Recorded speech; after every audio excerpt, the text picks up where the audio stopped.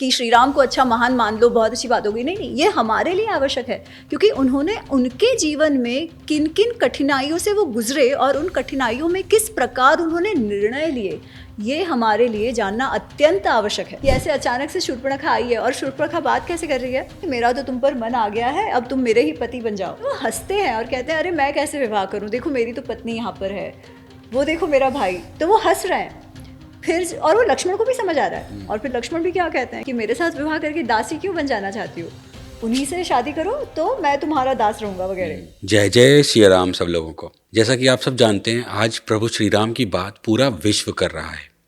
हम सब वो सौभाग्यशाली जनरेशन है जिन्होंने अपने जीवन काल में यह राम मंदिर बनते हुए देखा और इसी नए कालचक्र के साक्षी बन रहे हैं। इसी नए कालचक्र की बात करने के लिए हमारे साथ हैं आज बहुत ही स्पेशल, बहुत ही विशिष्ट guest. She is an author, एक लेखिका हैं, एक विचारक हैं, एक हिस्टोरियन हैं। She is none other than Mahabharata and Ramayana unravelled की लेखिका अमी गनात्रा जी। और बिना विलंब किए आइए जानते हैं अपने प्रभु श्री राम को अमी गनात्रा के संग। जय श्री राम अमी मैम।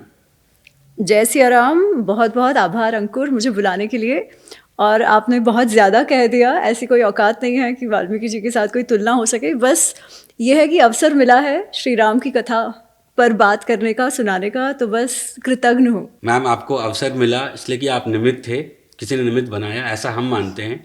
और एक समय पे वाल्मीकि जी थे जिनकी वजह से हम लोग राम जी को जानते हैं आज की डेट में। और आज की डेट में अगर लोग वाल्मीकि रामायण नहीं पढ़ पा रहे हैं, बहुत सारे लोग, तो शायद आपके माध्यम से वाल्मीकि रामायण को पढ़ पाएंगे। तो बहुत बहुत धन्यवाद आपका इस किताब को, इस पुस्तक को लिखने के लिए और हमें देने के लिए। जय जय सिया राम। मेरा भी श्री राम के साथ जो संबंध है वो तो रामानंद सागर जी का जो रामायण जो टीवी पर प्रसारित हुआ उसी से शुरू हुआ। और उसके बाद उनके विषय में आप जैसे जानते हैं ना कि बहुत प्रश्न, बहुत चर्चाएं होती हैं। उनके जो सारे कार्य हैं, उनके जो सारे निर्णय हैं, उन पर चर्चाएं होती है।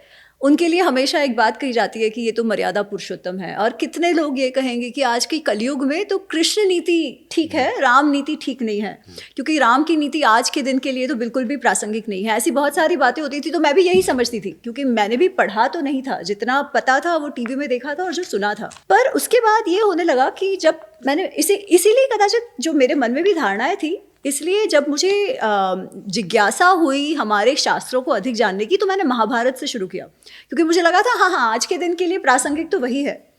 जब महाभारत पढ़ना शुरू किया तब लगा कि महाभारत में ऐसी बहुत सारी बातें हैं जो मुझे लगा था मुझे पता है, बट एक्चुअली मुझे जो पता था वो एकदम जो था उससे विपरीत था। फिर मैंने सोचा कि कदाचित ऐसा रामायण के साथ भी तो नहीं है कि मैं जो श्री राम को समझ रही हूँ वो सिर्फ कहीं सुनी बातों पर है और वाल्मीकि जी ने कुछ और ही कहा हो। तो मन में धारणाएं ना रखकर मुझे एक बार वाल्मीकि रामायण पढ़ना है। इसीलिए फिर मैंने वाल्मीकि रामायण जो गीता प्रेस में है, जिसमें संस्कृत और हिंदी दोनों हैं, वो पढ़ना शुरू किया। और जब वो पढ़ा अंकुर जी, तब मुझे लगा कि वाल्मीकि रामायण ना पढ़कर हम कितना कुछ खो रहे हैं। जो प्रश्न श्री राम के विषय में आते हैं, स्पेशली जो स्त्रियों के, लड़कियों के मन में है कि क्यों श्री राम की पूजा की जाए। और अब जबकि ये पुस्तक आ गई है तो मुझे अधिकतर लड़कियों के मैसेजेस आते हैं, अधिकतर, कि मैम हम तो समझते थे कि श्री राम तो एकदम स्त्री द्वेषी है, देखो उन्होंने अपनी पत्नी के साथ क्या किया। हम तो मानते थे कि उनको तो भगवान ही नहीं मानना चाहिए।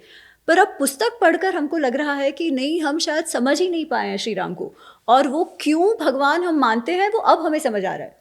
अब बात यह है कि ये कुछ मैं नहीं कह रही, मैंने अपनी कथा, कुछ मनगढ़ंत कथा तो डाली नहीं है। मैंने केवल उतना ही कहा है जो वाल्मीकि जी ने कहा है, उसके अलावा कुछ भी नहीं। यही प्रयत्न रहा है। वो जो सेटिस्फैक्शन मिलता है ना कि जब लोग ये कहते हैं कि नहीं अब हमें श्री राम समझ आ रहे हैं, और श्री राम को समझना आवश्यक है हमारे, उनके लिए नहीं कि श्री राम को अच्छा महान मान लो, बहुत अच्छी बात होगी। नहीं नहीं, ये हमारे लिए आवश्यक है, क्योंकि उन्होंने उनके जीवन में किन किन कठिनाइयों से वो गुजरे और उन कठिनाइयों में किस प्रकार उन्होंने निर्णय लिए, ये हमारे लिए जानना अत्यंत आवश्यक है, जिससे हम हमारा जीवन उनके जैसा जी सके, और वो आज भी उतना ही प्रासंगिक है। तो इस प्रकार श्री राम से संबंध बढ़ता गया है। तो अगर इसको फिर से समझने की कोशिश करेंगे कि जब आप 10 साल की रही होंगी और आज, तो उस समय आपके लिए राम कौन थे और आज आपके लिए राम कौन है? उस समय तो जो टीवी में देखा था, जो सब मानते थे कि पूजा करनी है, भगवान है, बस उतना ही परिचय था और उतनी ही समझ थी।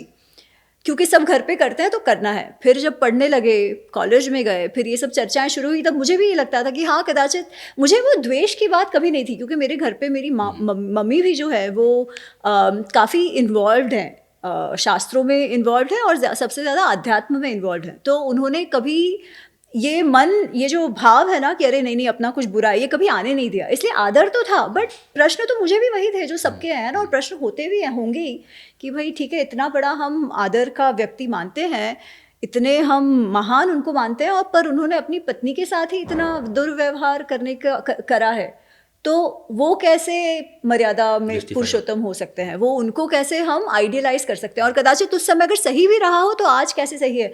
मेरे मन में भी ये प्रश्न थे ही, और अवश्य थे। तो मैं उससे आज वो झूठ भी नहीं बोलूँगी कि नहीं नहीं मुझे हमेशा से पता था, ऐसा कुछ भी नहीं था। और कहीं ना कहीं ये भी लगता था कि अरे वो कनेक्शन जो है ना वो श्री कृष्ण के साथ ज़्यादा अच्छे से सेट होता है, मतलब उनके जैसा होना चाहिए, वो जो मस्ती है ना।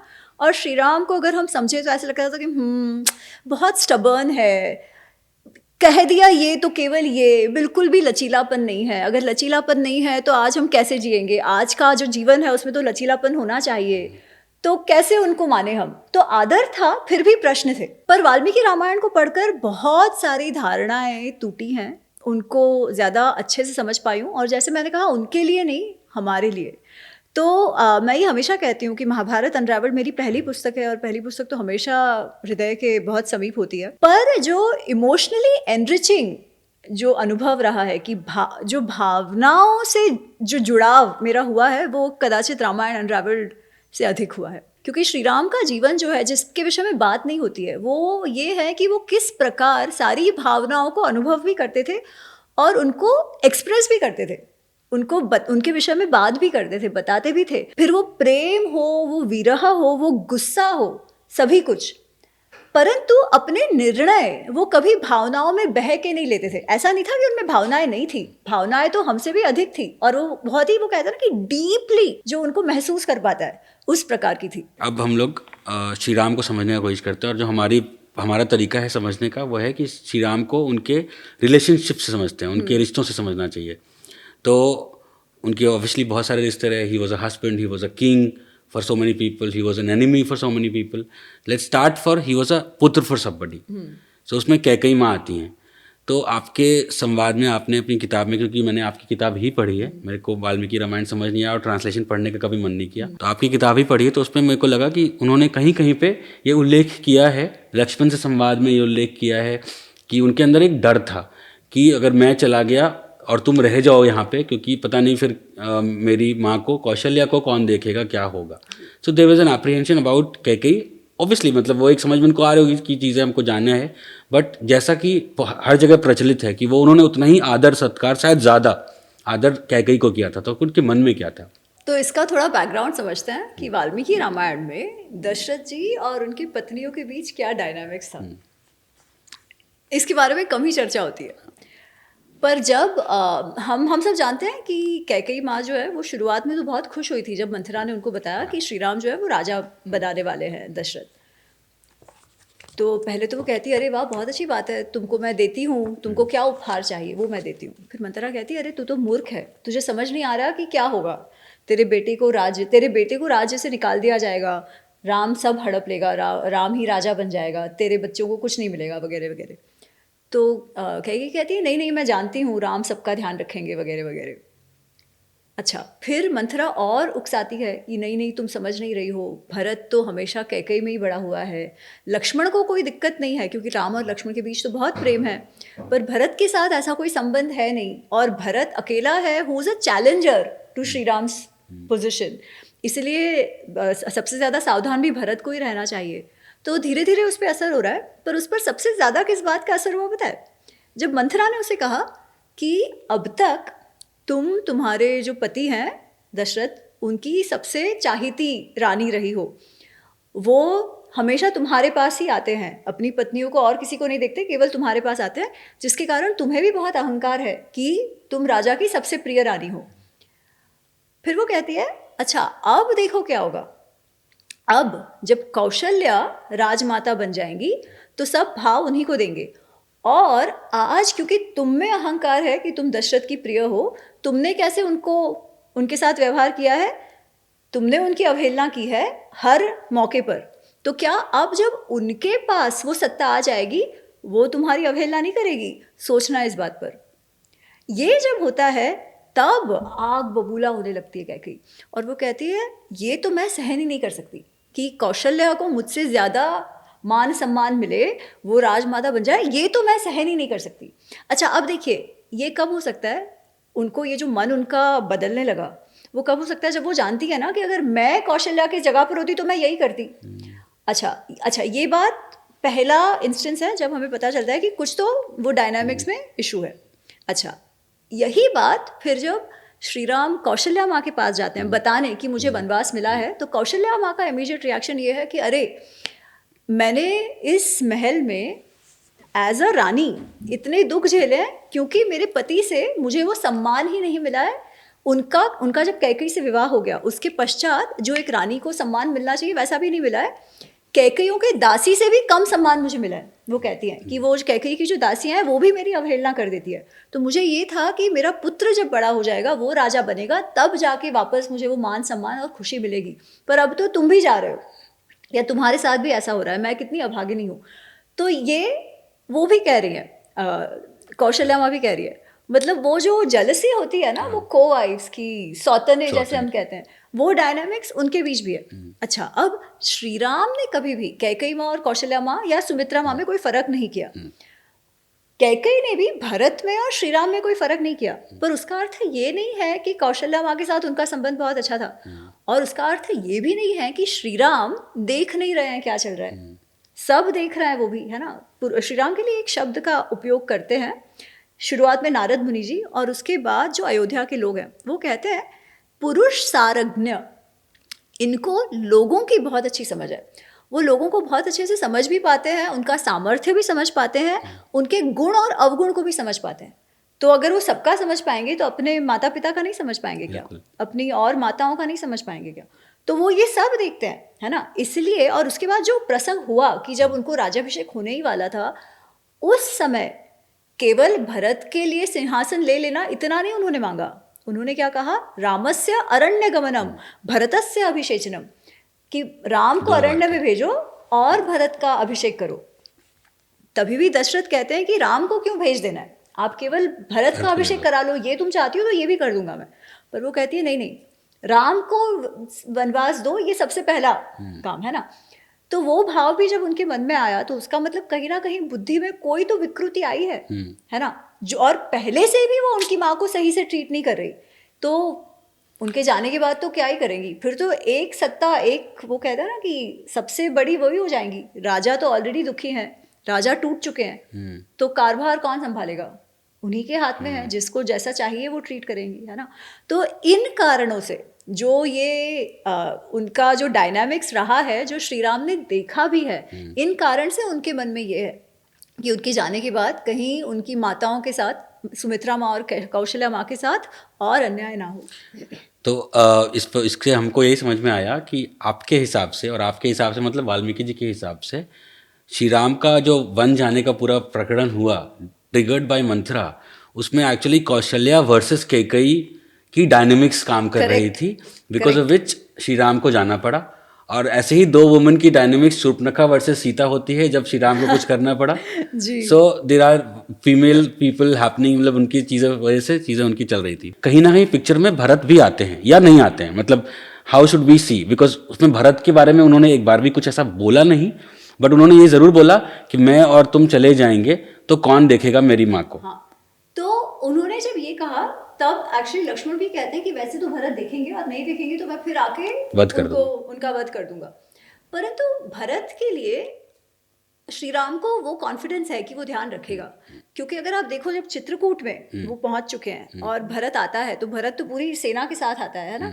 और उस समय जब लक्ष्मण कहते हैं कि अरे ये देखो, ये हमको मारने आया है, मैं इसके साथ लड़ूंगा, और श्री राम कहते हैं क्यों तुम उसके बारे में ऐसा सोच रहे हो, वो तो हमेशा से ही बहुत ही गुणी रहा है, बहुत ही उसका चरित्र अच्छा रहा है, तो वो हमसे मिलने ही आया होगा, हमें मारने नहीं आया होगा। तो ये कॉन्फिडेंस भी है। इसलिए कहीं ना कहीं भरत के चरित्र पर श्री राम को बिल्कुल शंका नहीं है। पर आपको एक प्रसंग और बताती हूँ। जब श्री राम का राज्याभिषेक करना होता है या जो निर्णय लिया जाता है, अच्छा अब वो जो निर्णय लिया गया है वो केवल दशरथ जी के मन में आ गया कि अब अच्छा राज्याभिषेक कर दो, श्री राम को राजा बना दो, ऐसा नहीं है। उन्होंने केवल प्रस्ताव रखा और अपने सारे जो मंत्री थे, अपने जो सारे लोग थे, the who's and who of Ayodhya, और केवल हुज हु ऑफ अयोध्या नहीं, जो उनके सामंत थे बाकी राज्यों के भी, उनको भी बुलाकर उन्होंने प्रस्ताव रखा।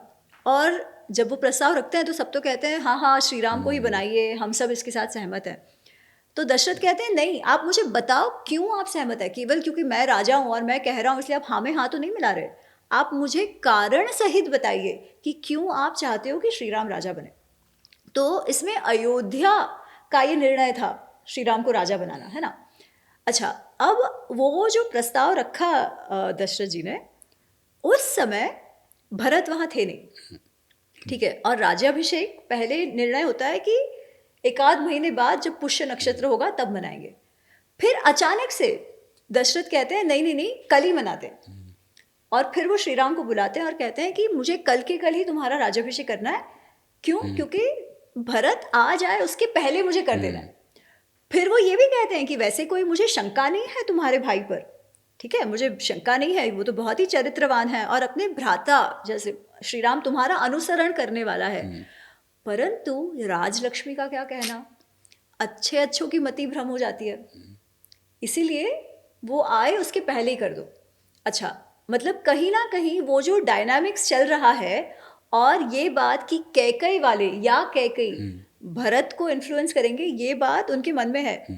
अच्छा, एक बात और बताती हूँ कि दिस वाज नॉट ऑल अरे वाह वाह वाह अच्छा अच्छा, ऐसा नहीं। वो जो वही है ना कि वो पॉलिटिक्स, मन, जो स्वभाव का ये डायनामिक्स, वो सब जो एक दूसरे के प्रति मात्सर्य भाव, ये सब उस समय भी है।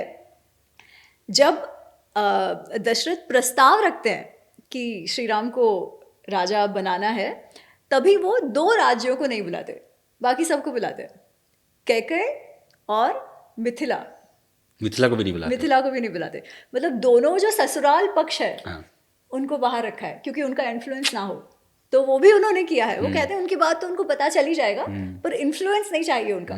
मतलब दशरथ भी भले ही कैकेयी से इतना अधिक प्रेम करते थे कि क्या सही क्या गलत छोड़कर केवल उसे वचन दिया है, इसलिए उसकी बात भी मान गए, पर वो जो डायनामिक्स चल रहा था उनकी पत्नियों के बीच, वो उनसे भी छुपा तो नहीं था। उनको लग तो रहा था कि कुछ ना कुछ हो सकता है। राम और लक्ष्मण के रिलेशनशिप को, क्योंकि राम कठोर हैं, ठीक है, आप ऐसे भी देख सकते हो, if I have to interpolate it like this, कि राम ने सबसे ज़्यादा कठोरता किसी के साथ की तो उसमें कौशल्या का नाम आता है कि मैं आज अपने पिता की मानूंगा, माता की नहीं मानूंगा। यू मेड अ डिसीजन, जो भी हम उनको सही और गलत ठहरा सकते हैं, but he made a decision that today is my father's will, it's not about you. उसके बाद दूसरा आता है प्रसंग जब वो सीता माँ को अग्नि परीक्षा के लिए बोलते हैं और दोबारा बोलते हैं और भेज देने के बाद बोलते हैं, अपने पुत्रों को बोलते हैं कि मुझे प्रमाण चाहिए कि तुम मेरे पुत्र हो कि नहीं हो। और आखिरी में जब वो जा रहे होते हैं मोक्ष धाम, अपने वापस अपने धाम जा रहे हैं, उससे पहले उन्होंने मृत्युदंड किसी को दिया। तो राम राज्य में मृत्युदंड एक शंभुक को उन्होंने दिया और एक उन्होंने अपने अपने लक्ष्मण को दिया। तो अब राम और लक्ष्मण का क्या है रिलेशनशिप? राम लक्ष्मण का जो रिलेशन है, एक्चुअली वो बहुत ही सुंदर रिलेशन है रामायण में। और लक्ष्मण के विषय में बहुत सारी गैर समझ अगर मैं कहूँ तो है, जो हम सब के बीच। उनको एक एंग्री यंग मैन जैसा माना जाता है कि कुछ प्रसंग हुआ और गुस्सा हो गए, बात बात पे गुस्सा हो गए। पर एक्चुअली वाल्मीकि जी के जो लक्ष्मण है वो वैसे नहीं है। क्या उनको गुस्सा आता है? हाँ, जो कुछ कुछ प्रसंग में गुस्सा आना चाहिए, स्पेशली जब श्री राम ने कहा है कि हाँ, जब जब कैकेयी कहती हैं कि तुमको वनवास जाना है, तो श्री राम तो केवल एवं अस्तु करके मान जाते हैं। तब लक्ष्मण को बहुत गुस्सा आया है। फिर चित्रकूट में जब एक बार भरत आते हैं तब उनको बहुत गुस्सा आया, पर उसके अलावा भरत को तब लक्ष्मण को गुस्सा नहीं आया। जब जब इनफैक्ट श्री राम को गुस्सा आया है, क्रोध आया है, जब जब वो विरह में टूट गए हैं, तब तब लक्ष्मण उनका कंधा बनके, उनका पिलर बन के खड़े रहे हैं। लक्ष्मण ये जानते हैं किस समय उनको क्या कहना, किस प्रकार से उनका उत्साह बढ़ाना, किस प्रकार से उनको उस दुख से, पीड़ा से निकाल कर फिर कोई भी कार्य करने के लिए उत्साहित करना। जितना लक्ष्मण जानते हैं उतना कोई नहीं जानता। तो एक तो श्री राम और लक्ष्मण का डायनामिक्स, प्लस साथ साथ जो समर्पण भाव लक्ष्मण जी का है श्री राम के प्रति, कि जब वनवास में रहे हैं वो जो 14 वर्ष वनवास में, उसमें जो भी फिजिकल कार्य है ना, कि चलो कुटिया बनानी है, नाव बनानी है, ये सारा भी वही करते हैं, ठीक है। तो श्री राम और सीता जी के लिए तो ये बहुत सुंदर समय है, क्योंकि वो एक दूसरे के साथ ही है ना, पति पत्नी है, एक दूसरे के साथ है, बहुत प्रेम में है। लक्ष्मण जी तो केवल उनकी सेवा कर रहे हैं, ठीक है। तो ये भी एक बात है, परंतु ये इस बात को श्री राम अप्रिशिएट करते हैं। और ये एकदम शुरुआत में ही, क्योंकि जिस प्रकार खुलकर श्री राम लक्ष्मण से बात करते हैं ना, वो भी वो किसी और से नहीं करते। फिर कभी उनको मन में लग रहा है कि अरे हमारे साथ जो हुआ, कैकेयी माँ ने ये किया, वो नहीं ठीक था, या हमारे पिताजी ने ये किया क्योंकि वो बहुत कामासक्त हो गए हैं, वगैरह वगैरह, ये वो केवल और केवल लक्ष्मण जी के सामने ही बोलते हैं। हाँ। जो उनके मन की बात है वो या तो सीता के सामने या तो लक्ष्मण जी के सामने, और इनफैक्ट माता पिता के बारे में तो वो केवल लक्ष्मण जी के सामने ही बोल रहे हैं। और जब शुरुआत में पहले तो जब लक्ष्मण जी चाह रहे थे कि मैं आपके साथ चलता हूँ, तो जैसे आपने कहा कि श्री राम ने कहा कि हमारी माताओं का क्या होगा, और लक्ष्मण कहते हैं अरे कौशल्या माँ मेरे जैसे हजारों को पाल सकती हैं, इसलिए आपको चिंता करने की आवश्यकता नहीं है, मैं आपके साथ चलूंगा। तो तब तो वो मान जाते हैं। पर फिर जब वनवास शुरू होता है ना, और सीता जी भी साथ जा रही हैं, तब राम उनसे कहते हैं कि मुझे बहुत खुशी है कि तुम मेरे साथ आ रहे हो, क्योंकि अगर तुम नहीं आते तो मुझे सीता को साथ रखने के लिए किसी और का सहारा लेना पड़ता। पर अब जब तुम मेरे साथ हो तो मैं पूर्णतः निश्चिंत हूँ कि हमें कुछ नहीं होगा और हम अच्छे से वनवास में रह पाएंगे। फिर अंत में जब युद्ध शुरू है, तब एक बार ऐसा प्रसंग आता है कि रावण और लक्ष्मण जी का जो युद्ध है, उसमें रावण कुछ बहुत ही शक्तिशाली अस्त्र लक्ष्मण पर चलाते हैं, जो उनके छाती में लग जाता है और वो मूर्छित हो जाते हैं, और वो मूर्छा बहुत टाइम चलती है। उस समय जो हालत श्री राम की हुई है ना, वो भी देखने जैसी है। वो पूर्णतः टूट जाते हैं। वो कहते हैं कि हाँ, एक्चुअली 2 बार संजीवनी आई है, दोनों भाई एक साथ में। हाँ करेक्ट, और ये एक बार केवल लक्ष्मण जी के लिए। तो तभी भी वो जो कहते हैं कि इसके बिना तो मैं जी ही नहीं सकता, लक्ष्मण के बिना क्या मुंह दिखाऊंगा वापस अयोध्या जाके, वो मेरे पीछे पीछे वनवास में आया है, अब अगर वो यमधाम गया है तो मैं उसके पीछे पीछे यमधाम भी जाऊंगा। अच्छा, जब फिर युद्ध समाप्त हो चुका है, राज्याभिषेक की बात है, तभी श्री राम ने लक्ष्मण को युवराज के तौर पे पहले चुना। लक्ष्मण कहते हैं नहीं, मुझे ये पदवियों से कुछ लेना देना नहीं है, मुझे केवल आपकी सेवा करनी है, तो मुझे केवल आपका सेवक बन के रहने दीजिए, मुझे पदवी नहीं चाहिए। और उसके बाद फिर भरत को युवराज बनाते हैं। अब आपने मृत्युदंड का प्रसंग बताया, तो एक्चुअली वो दंड देते नहीं है, पर उस प्रसंग का एक सिग्निफिकेंस है। तो क्या होता है, ये उत्तरकांड में आता है, जब श्री राम बहुत वर्ष तक राजा रह चुके हैं, उन्होंने राज कर लिया है, फिर ये होता है कि एक दिन ऐसा, जिस प्रकार से कथा गई है वो मैं बताती हूँ, कि दुर्वासा ऋषि आते हैं। अच्छा, दुर्वासा ऋषि के पहले कोई और भी आया होता है उनसे मिलने, जिसे हम काल कहते हैं, कि वो मिलने आए होते हैं श्री राम से, और कहते हैं कि मुझे आपके साथ 1-on-1 बात करनी है, कोई भी अगर बीच में आया तो आपको उसको मृत्युदंड देना पड़ेगा, कोई भी हमें परेशान नहीं करेगा। तो काल उन्होंने कहा है कि समय उनके पास आए हैं, तो उनकी चर्चा चल रही है। उसी समय दुर्वासा मुनि आते हैं और कहते हैं नहीं, मुझे तो श्री राम से मिलना ही मिलना है, अगर नहीं मिलने दोगे तो मैं श्राप दे दूंगा और पूरी पीढ़ियाँ तुम्हारी अंत हो जाएगी, वगैरह वगैरह। अब क्या करो, लक्ष्मण जानते हैं ये बात कि कोई भी अंदर आया तो उसे मृत्युदंड मिलेगा।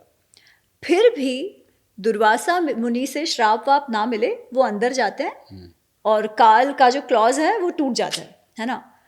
पर श्री राम कहते हैं कि नहीं, तुमने जो किया वो तो सही था, क्योंकि ये करना पड़े ऐसे था, कोई तुम जानबूझ के परेशान करने तो नहीं आए थे, तो मुझे तुम्हें मृत्युदंड नहीं देना है।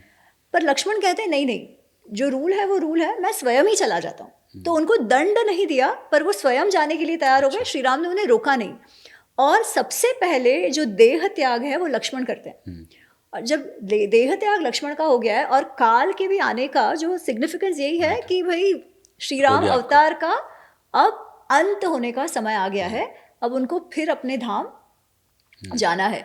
तो वो ये है कि वो शुरुआत भी he leads the way, Lakshman leads the way, and Shri Ram then follows with everybody else. तो ये है वो मृत्युदंड की बात। तो ठीक है, लक्ष्मण जी का के ऊपर आखिरी सवाल है, लक्ष्मण और राम में। जब शूर्पणखा आती है तो शूर्पणखा सबसे पहले डोरे डालती है राम जी के ऊपर, और वो बोलते हैं कि मैं तो शादीशुदा हूँ, और सीता को दिखाते हैं। उसके बाद वो ऑफर कर देते हैं, मतलब कि वो रहा प्लेट में सजा हुआ मेरा भाई, तुम क्यों नहीं उसको ट्राई करती हो। तो जब उसको ट्राई करती हो वाले जो क्वेश्चन आता है, ही नोज, मतलब अच्छा, इसलिए भी संस्कृत सीखना चाहिए। हाँ। ये सेम बात संस्कृत में इतनी मीठी लगती है अच्छा, इतनी मीठी लगती है, मतलब कि मेरी तो पत्नी यहाँ पर है, पर हाँ। वो देखो मेरा भाई कितना हैंडसम है, कितना हाँ। सुंदर है, और वो तो अकेला है, तुम उसके पास क्यों नहीं जाती। तो वो जो संस्कृत में बोलते हैं वो भी बहुत अच्छा लगता है। बट अच्छा तो लगता है, बट वो इतना प्रोवोकेटिव है। बट माई क्वेश्चन इज, हाँ। आप श्री राम को जैसे देखते हो वैसे क्वेश्चन है कि उन्हें पता है कि ये ऑब्वियसली मैं इसके लिए एलिजिबल, मतलब I am not available, and at the same time हाँ। मैं अगर नहीं हूँ तो मेरा भाई तो और ज़्यादा नहीं है, बिकॉज उसकी तो पत्नी वेट कर रही है, मेरी पत्नी तो मेरे साथ है, उसकी पत्नी वेट कर रही है, और मैं ऑफर कर रहा हूँ कि भाई तुम जी। मतलब how do we see this. Actually ये प्रसंग में ना हास्य रस है। तो जब जो श्री राम के साथ जनरली नहीं नहीं एसोसिएट आता। करते, पर है, क्योंकि ये 2-3 प्रसंग में आया है कि उन्होंने हास्य रस का उदाहरण दिया है। जब वो वनवास के लिए जा रहे भी होते हैं, तब एक ब्राह्मण उनके पास आते हैं भिक्षा मांगने के लिए। तभी उनके साथ भी वो थोड़ा सा हंसी मजाक करते हैं कि अरे मैं तुमको क्या दूं, मेरे पास तो कुछ नहीं है, बट मैं जहाँ तक तुम ये फेंक सको, वो कुछ तो है वहाँ, जहाँ तक तुम फेंक सको वहाँ तक का मैं तुम्हें दे दूंगा, आप जितना दूर फेंक सको तुम फेंको। तो वो भी वो थोड़ा सा हास्य रस है। रामायण में सभी रस हैं, नव रस रामायण में है ये कहा जाता है, और ये प्रसंग भी वो हास्य रस की बात है। वो पहले तो बहुत ही अम्यूज हो जाते हैं कि ऐसे अचानक से शूर्पणखा आई है, और शूर्पणखा बात कैसे कर रही है, जब वो पहले तो परिचय पूछती है श्री राम का, फिर अपना परिचय देती है, फिर कहती है मैं तो जो लंका का राजा है रावण, उसकी बहन हूँ। रावण के और भी 2 भाई हैं, विभीषण और कुंभकर्ण, पर उन सब में मैं श्रेष्ठ हूँ, ऐसे कहती है वो। ठीक है, और कहती है कि मेरा तो तुम पर मन आ गया है, अब तुम मेरे ही पति बन जाओ। तो उसे प्रेम थोड़ी ना हुआ है, this is just an instant infatuation, है ना। तो ही इज़ वेरी अम्यूज्ड, इसलिए वो हंसते हैं और कहते हैं अरे मैं कैसे विवाह करूं, देखो मेरी तो पत्नी यहाँ पर है, वो देखो मेरा भाई। तो वो हंस रहे हैं फिर, और वो लक्ष्मण को भी समझ आ रहा है। और फिर लक्ष्मण भी क्या कहते हैं कि अरे मेरे साथ विवाह करके तुम दासी क्यों बन जाना चाहती हो। अब वो दास थोड़ी ना है ना, कि मेरे साथ विवाह करके दासी क्यों बन जाना चाहती हो, उन्हीं से शादी करो तो मैं तुम्हारा दास रहूंगा वगैरह। फिर शूर्पणखा को लगता है कि अरे ये तो इस स्त्री के कारण ये दोनों मुझे घास नहीं डाल रहे, है ना। बट बात यह है कि वो ऑफर नहीं कर रहे लक्ष्मण को, वो थोड़ी सी हंसी है उसमें, क्योंकि जिस प्रकार से शूर्पणखा ने सीधा आके उनको प्रपोज कर दिया, अगर हम आज की भाषा में बोले तो। अच्छा, अब उसका जो दूसरा साइड है, जो आपने जिसमें मोरालिटी की बात कही, लग्न की, तो वो भी विवाह की, है ना। तो पहली बात तो उस समय श्री राम भी चाहते तो दूसरा विवाह कर सकते थे, है ना। ऐसा कोई एक पत्नी व्रता जो हम बात करते हैं कि मोनोगैमी, वो तो जो 1950 में हिंदू कोड बिल आया है उसके कारण कंपलसरी हो गया है। नहीं तो स्पेशली क्षत्रियों में, राजाओं में, सब में होता था। कितने सारे हमारे जो ऋषि हैं उनकी भी 2-2 3-3 पत्नियां, याज्ञवल्क्य की 2 पत्नियां हैं, कात्यायनी मैत्रेयी, हम जानते हैं। वैसे तो कितने सारे हैं, है ना। तो राजाओं की भी होती थी, श्री राम के स्वयं के पिताजी की रही है, श्री कृष्ण की रही है। तो ऐसा कोई monogamy was not a trend, ऐसा भी नहीं था कि मोनोगैमी होना चाहिए, तो वो भी कर सकते थे करने के लिए। तो इसलिए ये बात तो उसमें आती नहीं है कि अरे उनकी विवाह हो चुका था, उनको कैसे ऑफर कर दिया।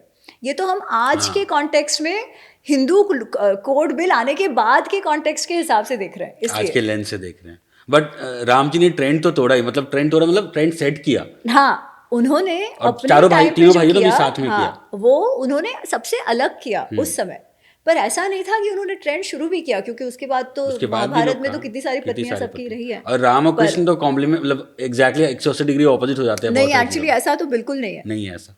फिर उसके विषय में बात करेंगे तो करते हैं ना ठीक है। राम और कृष्ण, मतलब वो होता नहीं है कि राम जी पैदा होते हैं तो पूरा उत्सव मन रहा है, कृष्ण जी पैदा हो रहे हैं तो जेल के अंदर बंद हैं, राम जी जब जा रहे हैं तो पूरा अयोध्या रो रही है, कृष्ण जी जब, ये कुमार विश्वास ने बहुत अच्छे से इसको पोर्ट्रे किया है कि ना बोथ आर ऑपोजिट। तो आप जान ही रहे, मतलब दोनों वो जब अपना देह त्याग कर रहे हैं तो वो कोने में कहीं पे हैं, he is not even part of it, कोई जान भी नहीं पाता। अर्जुन को बाद में पता चलता है ऐसा कुछ हो चुका है। शादी की बात करते हैं तो ये शादी इतनी सारी और गोपियों के लिए बदनाम है, और इनका नाम उसी चीज़ों के लिए है। इनका है कि आप स्टबर्न हो, तो उनका है कि भाई मैं लचीला हूँ, देखो। So how do you look at the comparison? Actually ना ये पोएट्री के लिए, ऐसे क्लिक बेट के लिए ये सारी बातें करना बहुत अच्छा है कि अरे इनका ऐसा, इनका वैसा, इनका ऐसा, इनका वैसा। क्या जीवन की परिस्थिति में फ़र्क था?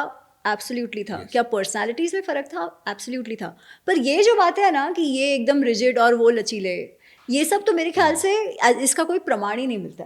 ठीक है, श्री राम ने जो किया वो इसीलिए क्योंकि उनका सीता जी के प्रति इतना जबरदस्त प्रेम था, है ना। उन्होंने ये नहीं सोचा है कि मैं तो एक पत्नी व्रता ही रहने वाला हूँ और सबके लिए ये धारण, ये मापदंड सेट करने वाला हूँ, ऐसा कुछ नहीं है। ठीक है, कि भाई एक पत्नी व्रता ही होना अच्छा है। क्या शास्त्र में ये है कि हाँ एक पत्नी व्रता बेटर है? हाँ। पर क्या इसलिए श्री राम कर रहे हैं? नहीं, वो इसलिए कर रहे हैं क्योंकि उनके लिए पत्नी पे की जगह सीता के अलावा कोई और हो ही नहीं सकता। ये श्री राम और सीता के संबंध की बात है, ना ही कोई एक रंग रलिया मना रहा है और एक कुछ नहीं कर रहा है, अपने लिमिट में रह रहा है, ये बात नहीं है। इवन श्री कृष्ण के साथ जो रंग रलिया मनाने वाला और ये सब बात है ना, मेरे ख्याल से ये अगर महाभारत में देखो तो ऐसा कुछ नहीं है। इवन भागवत में वो रासलीला का प्रसंग ऐसा सब नहीं है जो आजकल हम सोचते हैं कि अरे वो तो कैसे फ्लर्ट हैं, ऐसा सब कुछ भी नहीं है। उस समय बहुपत्नी का रिवाज था और स्ट्रेटेजिकली इट मेड सेंस। तो होता था, शिवाजी की भी पत्नियां थी, गुरु गोविंद सिंह की भी 2 पत्नियां थी। तो ये तो उसके बाद तक चला आ रहा है, ये केवल तब की बात नहीं है। राजपूत जो राजा थे उन सबकी मल्टीपल पत्नियां थी, राइट। तो इसलिए श्री कृष्ण को वो बात लेकर रंग रसिया बताना वो भी गलत है एक्चुअली। वो हमको अच्छा, हाँ वो प्रेम का भाव और गाने और वो सब के लिए अच्छा लगता है, वो एक चीज़ है। क्योंकि उन्होंने जब ये जो रासलीला वाला प्रसंग आता है, कब आता है? जब वो वहाँ वृंदावन में रह रहे हैं। वृंदावन से तो वो 14 वर्ष की आयु में निकल गए हैं। तो हम क्या कह रहे हैं कि उसके पहले से वो फ्लर्टिंग ही कर रहे हैं, बच्चे थे वो, है ना। और गोपियों के साथ प्रेम संबंध भी it's a very mature, it is not the lusty flirtatious.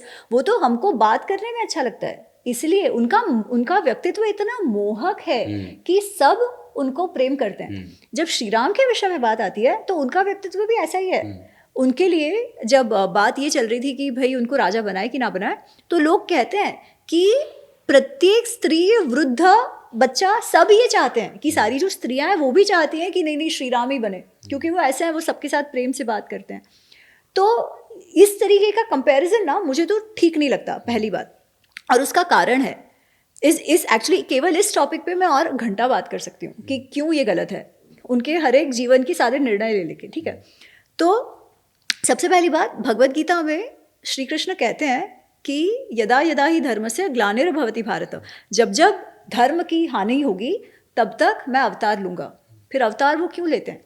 वो कहते हैं परित्राणाय साधुना धर्म संस्थापनार्थाय, साधुओं का के उत्थान के लिए, जो खराब अधर्मी है उनको मारने के लिए, और धर्म के संस्थापन के लिए वो अवतार लेते हैं। फिर वो श्री राम हो, श्री कृष्ण हो या कोई भी हो, व्हाट इज द गोल? धर्म संस्थापन। धर्म की स्थापना के लिए जो भी करना पड़े उन्होंने किया है, राइट। हम जब श्री राम को मर्यादा पुरुषोत्तम कहते हैं तो हम वो क्या मर्यादा सेट कर रहे हैं वो नहीं सोच रहे। हमने अपनी मर्यादाएं बना ली है आज के समाज के हिसाब से, और उसमें हम श्री राम को फिट कर देते हैं, और फिर हमको लगता है अरे ये तो सूट नहीं कर रहे। अरे कैसे सूट करेंगे? क्योंकि हमने उनको तो समझने का प्रयत्न ही नहीं किया, हमने हमारी धारणाओं में उनको फिट कर दिया। अब श्री राम का ही एग्जाम्पल लेते हैं क्योंकि हम रामायण पे बात कर रहे हैं, श्री कृष्ण पे मैं नहीं जा रही अभी। अगर इतना ही हम कहते हैं कि उनमें लचीलापन नहीं था, तो फिर वाली को पीछे से क्यों मारा?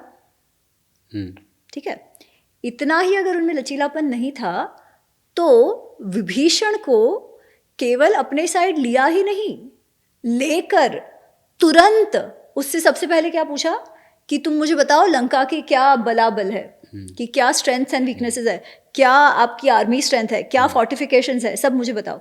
अगर इतना ही होता तो वो कहते ना नहीं नहीं, धर्म क्या है, तुम्हें तुम्हारे भाई की इन्फॉर्मेशन मुझे नहीं बतानी चाहिए, मैं तो नहीं सुनूंगा, ऐसा करते ना वो। ऐसा करते। अगर लचीलापन नहीं होता तो क्या ऐसे गुस्से से वो समुद्र को कहते कि मैं तुमको सुखा कर दे दूंगा, मेरी बात नहीं मान रहे तुम, राइट। अच्छा, आपको और एक बात बताती हूँ, ये बात जनरली लक्ष्मण जी पे थोप दी जाती है, पर वाल्मीकि रामायण, अच्छा मैं जो भी कह रही हूँ मैं वाल्मीकि रामायण से कह रही हूँ। लोग कहेंगे अरे ये क्या बोल रही है, हमने तो ये देखा है, हमने तो मानस में ये पढ़ा है, हमने कम रामायण में ये पढ़ा है। सब जगह थोड़ा बहुत अलग अलग हो सकता है। My source is Valmiki Ramayana और इतिहास वाल्मीकि रामायण है। अगर इतिहास के कोई भी प्रसंग में फर्क होगा तो अल्टीमेटली अधिक जो भाव है वो वाल्मीकि रामायण को मिलेगा, ठीक है। तो अगर उसके हिस्से में जो मैं कह रही हूँ, जब वालीवध हो चुका है, वालीवध होने के बाद जब फिर वर्षा ऋतु आ जाती है, तो 4 महीने कुछ नहीं होता, 4 महीने सब आराम कर रहे हैं, और उतने टाइम में सुग्रीव का राज्याभिषेक और सब हो चुका है। अच्छा, उस समय फिर सुग्रीव एकदम सुख सुविधाओं में, स्त्रियों में, दारू में, नशे में पड़ा हुआ है, ठीक है, क्योंकि बहुत वर्षों बाद उसे सुख सुविधा उपलब्ध हुई है। इतने वर्ष तो वो बेचारे भाग भाग ही रहे थे, तो वो भूल जाते हैं समय का। अच्छा, उसके बाद हनुमान जी उन्हें याद दिलाते हैं और उन्होंने सबको मैसेज भी भेज दिया है वानरों को एकत्रित होने के लिए। परंतु ये बात श्री राम और लक्ष्मण को तो पता नहीं है, ठीक है। तो पहले वो कुछ समय प्रतीक्षा करते हैं, फिर जब और भी नहीं सुनते तो श्री राम क्रोधित होते हैं और वो कहते हैं, वो अपने आप श्री राम कहते हैं कि सुग्रीव क्या समझता है, उसे क्या लगता है कि वो कृतघ्न होगा कि हमने उसका काम निपटाया है, अब वो हमारा काम नहीं करेगा, उसे लगता है ये करके वो जीवित रह पाएगा, तो ये तो नहीं चलेगा, we have to send him a message. और वो लक्ष्मण के द्वारा जो मैसेज भेजते हैं वो पता है क्या कहते हैं, वो कहते हैं न च संकुचिता पंथा ये न वाली हतोगता समय तिष्ठ सुग्रीव। न च संकुचिता पंथा ये न वाली हतोगता, जिस मार्ग से वाली गया है ना वो बंद नहीं हुआ है। समय तिष्ठ, समय है खड़ा हो जा, समय है सज्ज हो जा। माँ वाली पथम अन्वगा, वाली के रास्ते पे जाने का प्रयत्न मत कर। वो क्या कह रहे हैं कि जैसे मैंने वाली को मारा है वैसे तुमको भी मार सकता हूँ अगर तुम काम नहीं करोगे तो। फिर वो लक्ष्मण को कहते हैं कि तुम सिर्फ उसे धमकाना, मारना नहीं, सिर्फ धमकाना, क्योंकि मुझे विश्वास है वो करेगा। तो जिसको हम ऐसे कहते हैं कि जिनमें कोई एकदम एक ही प्रकार के हैं, ना क्रोध आता है ना कुछ, वो ऐसी बातें कर सकते हैं क्या? अगर लचीलापन नहीं है, अगर स्ट्रेटेजिक बुद्धि नहीं है, केवल ये राइट और केवल वो रॉन्ग, जिस हमने जिन धारणाओं में उनको बांध दिया है, वो श्री राम ऐसा कर सकते थे क्या? पर उन्होंने ये सब किया। क्यों किया? क्योंकि धर्म स्थापन के लिए महत्वपूर्ण था ये सब करना। धर्म स्थापन के लिए जो भी करना चाहिए उन्होंने किया, उनके देश काल परिस्थिति अनुसार। वही बात जो है वो कृष्ण जी ने भी करी उनके देश काल परिस्थिति अनुसार। ऐसा नहीं था कि श्री कृष्ण बस लेके वो देखते बैठे हैं कि कौन सा प्रसंग आया चलो तोड़ो रूल, ऐसा नहीं है। अगर ऐसा होता तो वो क्यों 13 वर्ष इनको वनवास में भी रहने देते, है ना? पहले ही बोल देते नहीं चलो ऐसा कुछ नहीं, हम खत्म कर देते हैं। उसमें भी 13 वर्ष के बाद भी सबसे पहला जो प्रयत्न है वो संधि का ही होता है, और एक बात नहीं, बहुत सीरियसली संधि का प्रयत्न हुआ है जिसमें श्री कृष्ण ने भी अपना भाग निभाया है ना? कितनी बार उनसे बात करी, कितनी बार उनको समझाने का प्रयत्न किया, जब कुछ नहीं हुआ तब जाके युद्ध की बात आती है। तो ऐसा नहीं है कि श्री कृष्ण को कुछ काम नहीं है और वो जब देखो तब वो फ्लर्ट करते हैं और रूल तोड़ते हैं, ऐसा बिल्कुल भी नहीं है। उन्होंने भी धर्म का ही साथ दिया, श्री राम ने भी धर्म का ही साथ दिया, उनके देश काल परिस्थिति अनुसार जो करना है वो किया। तो धर्म इज द बेस लाइन, और ये समझना अत्यंत आवश्यक है, नहीं तो हम हमारे भगवानों को भी ऐसे ही ट्रिवियलाइज कर देंगे, ऐसे ही मतलब भगवानों में डिवीजन हो जाएगा। इसीलिए फिर ये होता है ना कि नहीं श्री राम तो आज के लिए सूट नहीं कर रहे, हम पिक एंड चूज करेंगे, श्री कृष्ण हो रहे हैं। हाँ। धर्म की बात है, धर्म संस्थापन के लिए दोनों का ही अवतार हुआ है। आज भी धर्म संस्थापन के लिए हमें जो भी करना है करना पड़ेगा। फिर वो राम नीति कृष्ण नीति भी अलग नहीं है, क्योंकि दोनों का बेस तो धर्म ही है। धर्म ही है। विस्तार से राम और सीता कुछ प्रसंगों से आप हमको समझा दीजिए। उसमें कुछ प्रसंग ये आते हैं कि सीता का परित्याग अगर हुआ, अगर माना जाए कि हुआ, तो सीता की परित्याग को कैसे देखा जाए, as a woman, as a husband versus as a king. मतलब राम के बीच में जो द्वंद्व चल रहा होगा वो तो पति और किंग के बीच में द्वंद्व चल रहा होगा, और वो प्रसंग बार बार अलग अलग जगह पे भी आता है। सीता जी के भी परिप्रेक्ष्य में आता है कि वो लोग जब अशोक वाटिका में होती हैं और जब हनुमान जी आते हैं, तो दैट इज अगेन वो राम जी और उनकी रिलेशनशिप वहाँ पे पिक्चर में आती है। तो आप राम सीता की प्रेम कहानी को कैसे देखते हैं, और पूरे कैनवस में how do I see Ram and Sita? जब श्री राम और सीता जी का विवाह होता है तो सबसे पहली बात तो हम लोग जो सोचते हैं कि उनका स्वयंवर हुआ और वो बहुत ही उनके बीच वो प्रेम प्रसंग की बात है कि उन्होंने बगीचे में एक दूसरे को देखा और आंखों से आंखें मिली और तभी उन्हें पता चल गया था कि इनसे विवाह करना है। ये बहुत ही सुंदर कल्पना है, परंतु वाल्मीकि रामायण में ऐसा नहीं है। कंब रामायण में वो सीता कल्याणम आता है, तुलसीदास जी के रामायण में भी जो रामचरितमानस वो लिखते हैं उसमें भी स्वयंवर की बात है, परंतु डायरेक्ट स्वयंवर जैसे स्वयंवर होता है ये बात वाल्मीकि जी नहीं कहते। वाल्मीकि जी केवल इतना कहते हैं कि सीता जी के लिए जनक जी ने ये क्लॉज रखा था कि जो भी उनकी जो धरोहर है, उनके परिवार की धरोहर जो शिव धनुष है, उस पर प्रत्यंचा चढ़ाएगा, उनसे वो विवाह करेंगे, विवाह करवाएंगे सीता जी का। अच्छा, अब वो प्रत्यंचा मतलब वो शिव धनुष कैसा है कि 5000 नवयुवक उसे खींच खींच कर लेकर आ रहे हैं और वो नहीं कर पा रहे अच्छे से, मतलब इतना वो भारी था। उस शिव धनुष को बहुत ही सहज क्षत्रिय भाव से श्री राम देखते हैं और उठाते हैं। उनके मन में तब ये भी नहीं है कि अरे मेरी शादी हो जाएगी। जिस समय वो देख, क्योंकि उनको तो विश्वामित्र जी हैं, वो श्री राम और लक्ष्मण को मिथिला ले गए होते हैं। क्यों? क्योंकि मिथिला में यज्ञ होने वाला है। तब विश्वामित्र कहते हैं जनक से कि तुम्हारी जो शिव धनुष, जो धरोहर है शिव धनुष, वो इनको दिखाओ। तो उस स्वाभाविक क्षत्रिय भाव में श्री राम ने वो देखा और उठाया, और बाकी सब जो खींच भी नहीं पा रहे थे, ये अपनी लीला लीला में उठाते हैं, प्रत्यंचा चढ़ाते हैं और प्रत्यंचा को खींचते हैं कान तक। पर उनका वो भाव, उनका जो उनकी शक्ति है वो इतनी है कि शिव धनुष टूट जाता है उनके पकड़ने से और वो खींचने से। जनक तो बहुत खुश हो जाते हैं और कहते हैं कि अरे रे मिल गया अब तो तुमसे विवाह कराना पड़ेगा। पर श्री राम ने कदाचित सोचा भी नहीं है, तो वो कहते हैं कि अरे मेरे पिताजी को पूछना पड़ेगा, मैं कैसे निर्णय लूं, मेरे गुरु और पिताजी जो कहेंगे वो होगा। ठीक है, फिर दशरथ भी मान गए, सब खुशी है और फिर विवाह होता है। तो श्री राम और सीता जी सबसे पहले लग्न मंडप में मिले। अच्छा, ठीक है, उसके बाद उनका प्रेम पनपता है। पर वो सबसे पहले जब लग्न मंडप में मिलते हैं तो उनके पिता जो जनक है वो एक बात कहते हैं, वो कहते हैं इयम सीता मम सूता तव धर्मचरी भव। ये सीता जो है, ये मम सूता, मेरी बेटी सीता आज से तुम्हारी सहधर्मचरी बनेगी। सहधर्मचरी, चर आचरण, सहधर्म, धर्म में तुम्हारे साथ इक्वली सहभागी होगी, सारे धर्म में तुम्हारे साथ वो आचरण करेगी। पति का जो धर्म है, परिवार का जो धर्म है, राजा है वो, है ना, राज परिवार से है, राज का जो धर्म है, राज्य का धर्म, उस सब में तुम्हारी इक्वल पार्टनर बनकर मेरी बेटी चलेगी। ये जनक जी ने कहा है। विवाह हो जाता है। ठीक है, उसके बाद हमें जो वर्णन वाल्मीकि जी कहते हैं, और मैंने काफ़ी जगह कहा है पर मुझे ये बहुत ही अच्छा लगता है कि उन दोनों के बीच वो प्रेम पनपता रहता है। वाल्मीकि जी कहते हैं कि श्री राम के हृदय में नित्य सीता माँ है और सीता माँ के भी मन में कभी श्री राम उनके मन से कभी जाते ही नहीं है।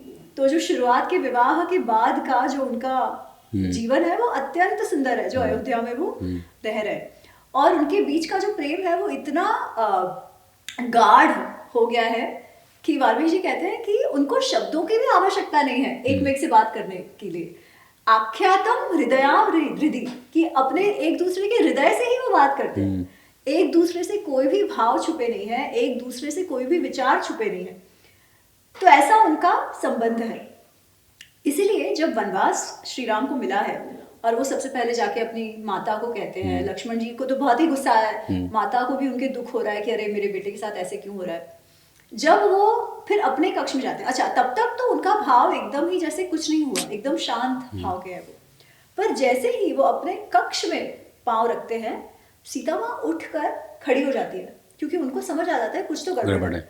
और जो टेंशन है वो उनके चेहरे पे दिखाई दे रहा है, श्री राम के चेहरे पे। उनको ये है कि मैं कैसे बताऊं सीता को, उसका क्या रिएक्शन होगा।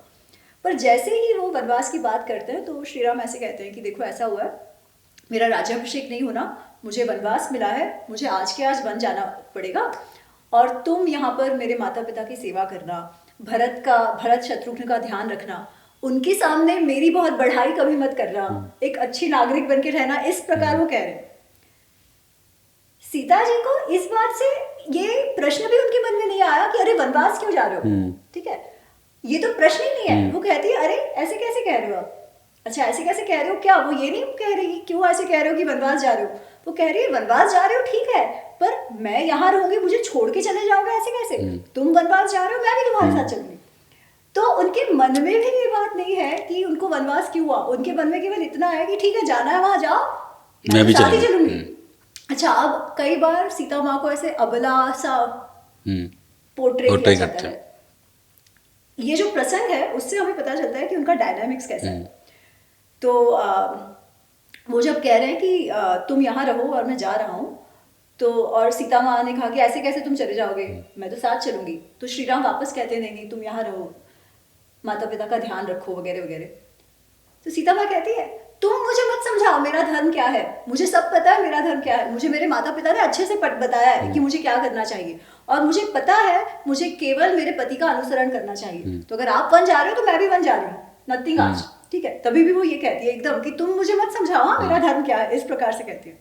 अच्छा, उसके बाद श्री राम वापस समझाने का प्रयत्न कर रहे हैं कि भाई ऐसा है, तुम समझ नहीं रही हो, ये कोई पिकनिक के लिए नहीं जा रहा। अच्छा, वो ऐसे नहीं कहते हैं कि पिकनिक के लिए नहीं जा रहा, पर वो कह रहे हैं कि दिक्कत बताते वन का जो जीवन है वो बहुत भयानक है, इतने सारे जंगली प्राणी वहां पर है, जमीन पे सोना पड़ेगा, क्या खाना मिलेगा क्या नहीं मिलेगा कुछ नहीं कह सकते, बहुत ही डरावना वो जीवन है, बहुत ही संघर्षपूर्ण जीवन है।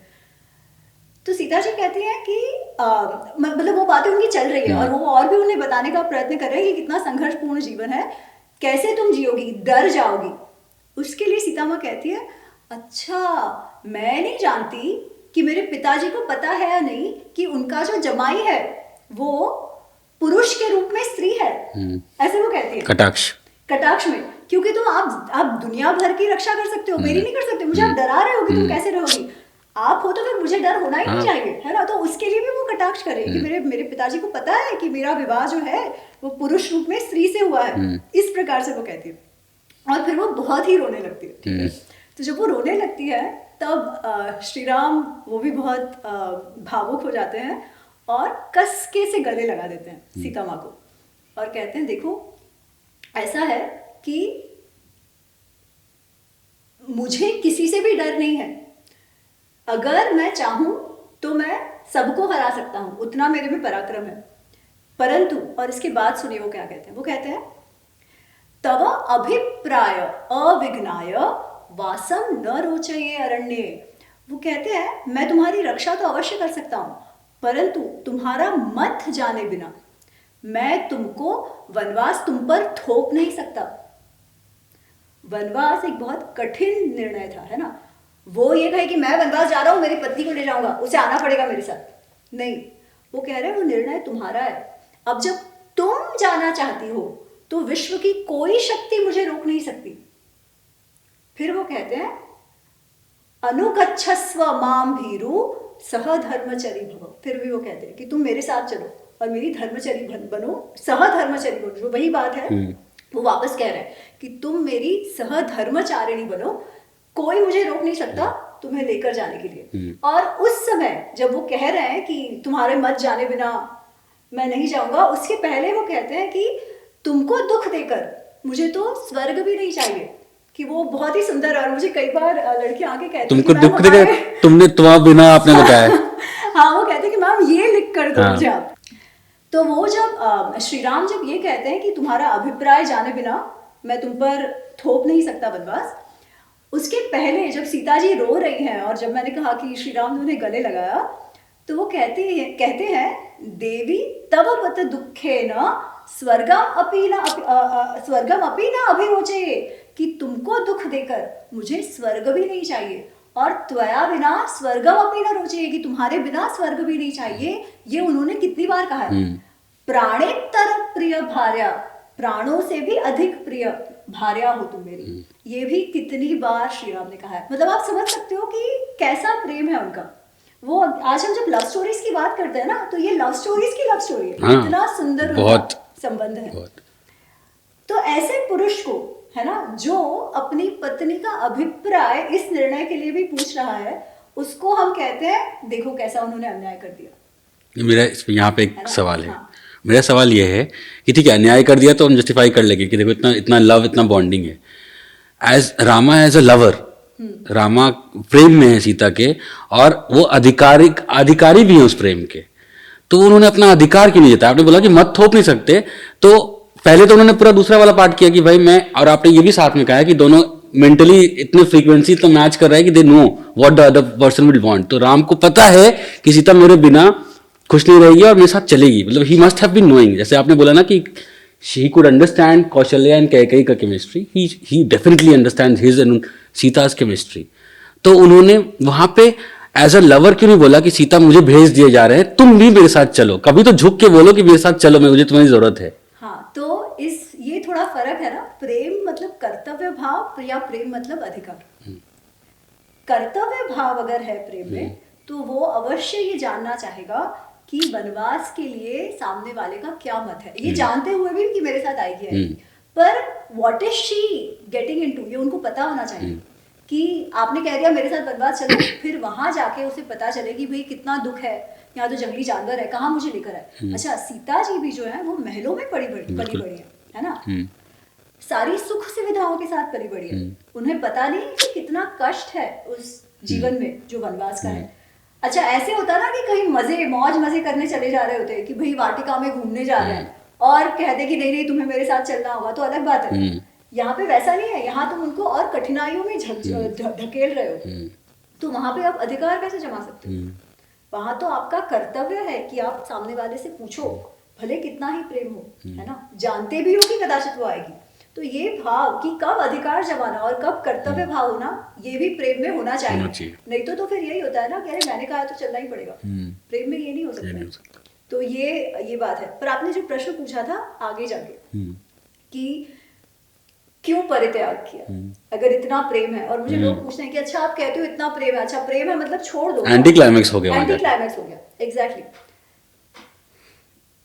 पर सबसे पहले तो जो अग्नि परीक्षा की बात आती है, ठीक है, अग्नि परीक्षा की बात में ये समझना है कि क्या श्री राम को कभी ही सीता माँ के चरित्र पर संदेह था क्या, ये प्रश्न हमें पूछना चाहिए।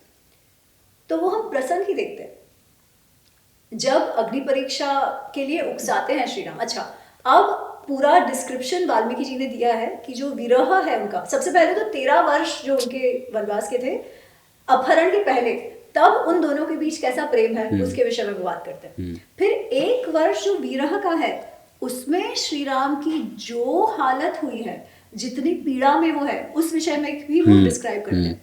इनफैक्ट जब वो अशोक वाटिका जाते हैं, और अशोक वाटिका में जब सीता जी से पहली बार वो मिले हैं, तो संवाद उनका हो रहा है, तब सीता जी पूछती है कि राम कैसे हैं, और हनुमान जी कहते हैं कि उनको तो सोने की भी सूझ नहीं है, वो तो सो ही नहीं पा रहे हैं, उनका शरीर तपता है, कभी अगर वो सो भी गए तो आपका हे सीते करके उठ जाते हैं, वो अपने चेहरे से मक्खी भी नहीं उड़ाते, ऐसी उनकी हालत हो गई है, क्योंकि वो पूरा टाइम आपको मिस कर रहे हैं, आपके विरह में इतने दुखी हैं वो, ये बात वो कहते हैं, ठीक है। तो ये बात उन्होंने सीता जी से भी कही है, और इसका डिटेल में डिस्क्रिप्शन वाल्मीकि जी ने दिया है।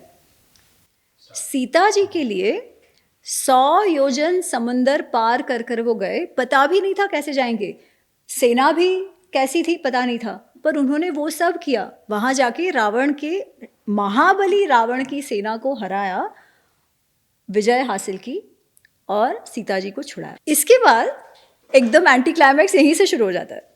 सीता जी को बुलाया जाता है और श्री राम कहते हैं कि मैंने रावण को हरा दिया है, यहाँ पे ये वानर सेना के साथ में आया और पराक्रम मैंने दिखाया। ये पराक्रम मैंने क्यों दिखाया? क्योंकि इक्ष्वाकु वंश जो मेरा वंश है उस पर कलंक ना लगे कि मेरे साथ जिसने ऐसी जुर्रत की थी उसको मैंने दंड नहीं दिया, ये मेरे पे कलंक ना लगे इसलिए मैंने किया है, ये मत समझना तुम्हारे लिए किया है।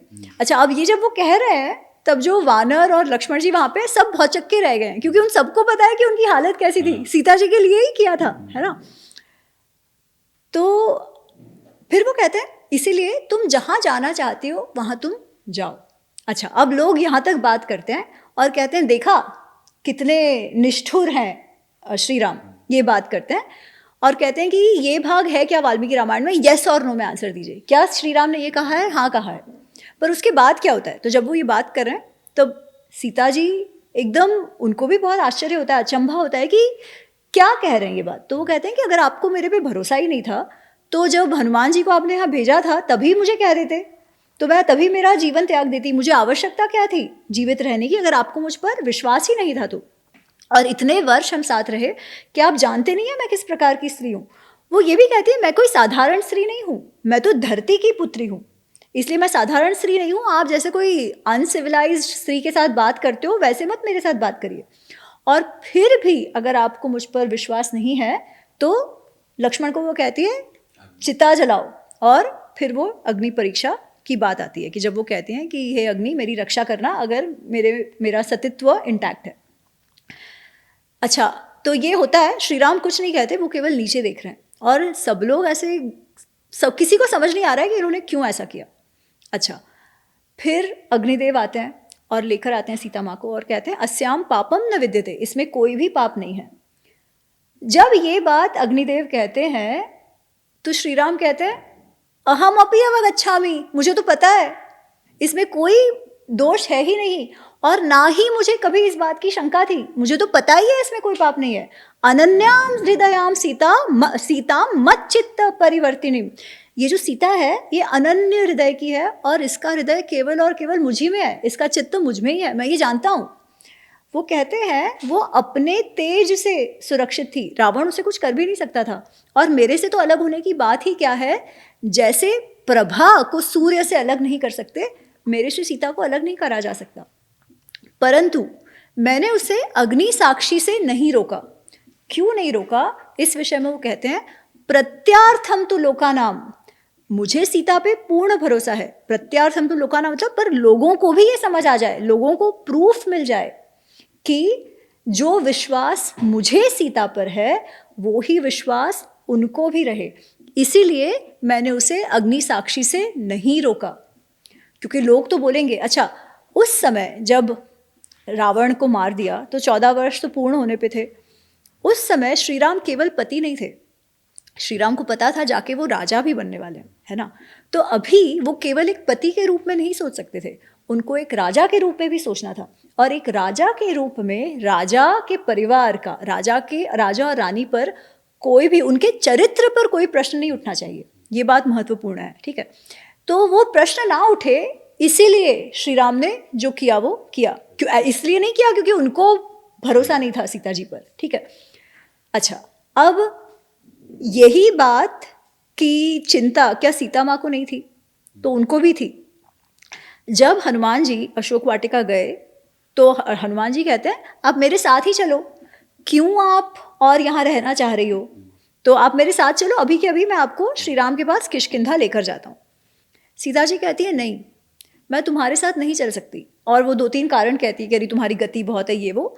फिर वो कहती है कि अगर मैं तुम्हारे साथ चली आई ना तो मुझे छुड़ाने का श्रेय जो है वो तुमको मिलेगा और मेरे पति को क्या मिलेगा? केवल क्रिटिसिज्म, केवल निंदा होगी। क्योंकि उन्होंने अपनी पत्नी की वो रक्षा ना कर पाए। इसीलिए श्री राम के लिए यही उपयुक्त है कि वो स्वयं यहाँ आए, रावण को हराए और मुझे ले जाए। क्यों? क्योंकि उनको भी वही चिंता है ना कि मेरे पति पर कलंक ना लगे, श्री राम को भी वही चिंता है कि मेरी पत्नी पर कलंक ना लगे। ये उनका संबंध है, एक दूसरे से ज़्यादा उनको एक दूसरे की फिक्र, मतलब अपने से ज़्यादा एक दूसरे पर कलंक ना लगे, इस बात की फिक्र है।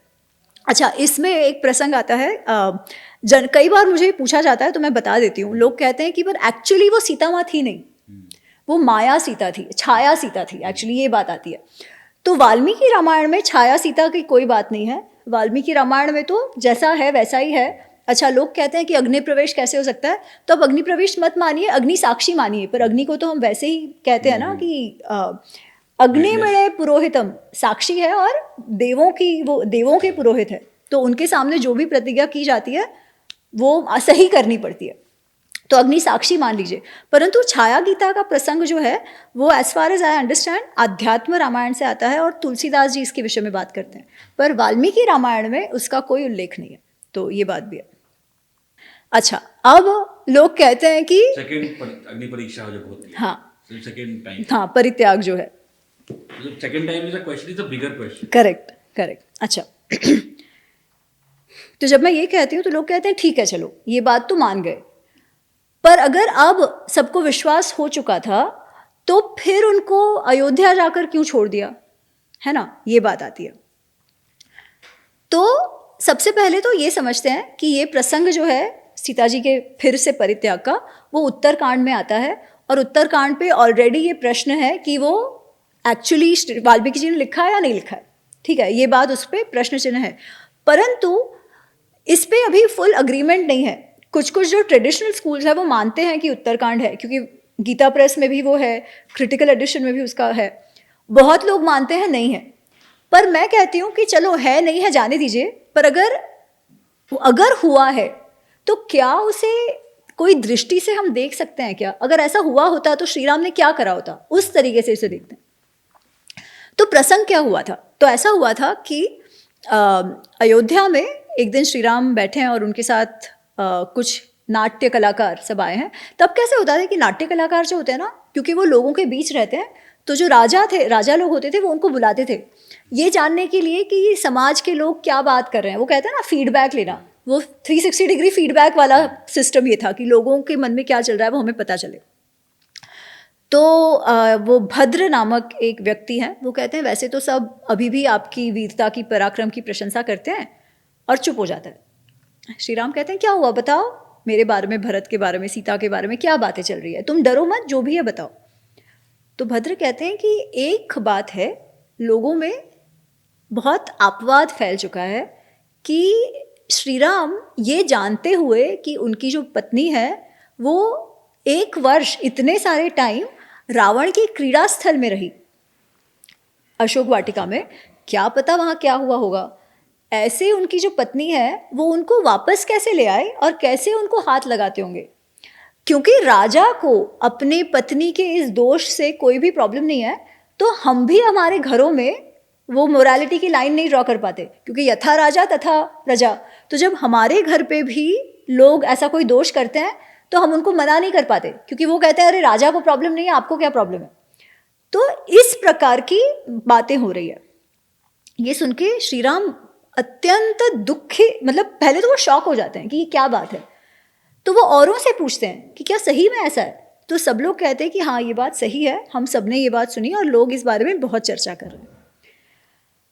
अब ये सुनते हैं श्री राम, और पहले तो उनकी आंखें भर आती है, वो बहुत ही रोते हैं और अपने भाइयों को बुलाते हैं, और वो लक्ष्मण से कहते हैं कि देखा लक्ष्मण, मैं ये बात जानता था कि लोग इस बारे में बात करेंगे, इसीलिए मैंने अग्नि परीक्षा करते समय सीता को नहीं रोका, बट फिर भी लोग ये बात कर रहे हैं, अब मैं क्या करूं, जबकि सीता जी ने, अग्निदेव ने स्वयं साक्ष्य दी है, पर फिर भी लोग बात कर रहे हैं, तो अब क्या करूं। और वो कहते हैं मेरे लिए एज अ राजा अगर मुझे मेरी कीर्ति बनाए रखना है तो मुझे सीता का परित्याग करना ही पड़ेगा।